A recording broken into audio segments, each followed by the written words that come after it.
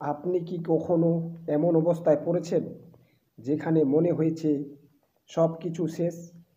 এই সময় ভগবদ্গীতার বাণী আমাদের শক্তি দিতে পারে। আজকে আমরা জানব কিভাবে প্রাচীন শ্লোকগুলো আজকের আধুনিক জীবনে সংকট পথ দেখায়। ভগবদ্গীতার একটি শ্লোকে বলা আছে আত্মাং বিধি, এর মানে নিজেকে জানো। আজকের সমাজে আমরা অন্যকে খুশি রাখতে গিয়ে নিজের অস্তিত্বই হারিয়ে ফেলি, কিন্তু গীতা বলে নিজের আত্মাকে জানো, তাহলে তুমি শক্তিশালী।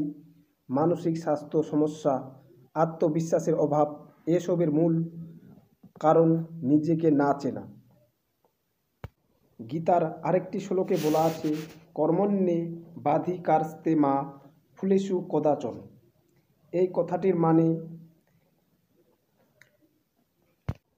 তুমি শুধু কাজ করতে পারো, কিন্তু তার ফল তোমার হাতে নেই।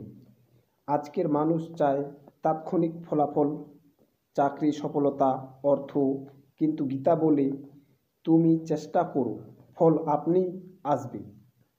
গীতার আরেকটি শ্লোকে বলা আছে স্থিত প্রজ্ঞাস্য কা ভাষা।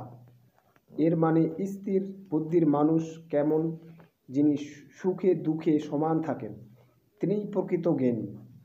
আজ আমরা সোশ্যাল মিডিয়ায় একজনের সুখ দেখে অন্যের দুঃখ বাড়াই, কিন্তু স্থিতপ্রজ্ঞা মানে হচ্ছে নিজের উপর নিয়ন্ত্রণ রাখা।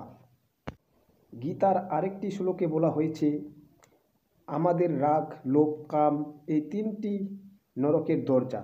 এই তিনটি জিনিসই আজ মানুষের সম্পর্কে ভাঙার কাজ করছে।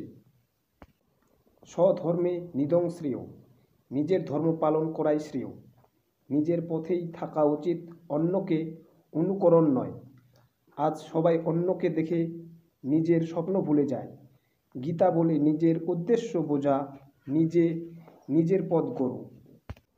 ভগবদ্গীতা শুধু প্রাচীন শ্লোক নয়, এটি জীবনের পথ প্রদর্শক। যদি এই ভিডিও আপনাকে একটু ভাবতে শেখায়, তাহলে এটি শেয়ার করুন, যেন অন্যের জীবনেও আলো জ্বলে। এইরকম ভিডিও পাওয়ার জন্য চ্যানেলটি অবশ্যই সাবস্ক্রাইব করে সঙ্গে থাকুন। ধন্যবাদ।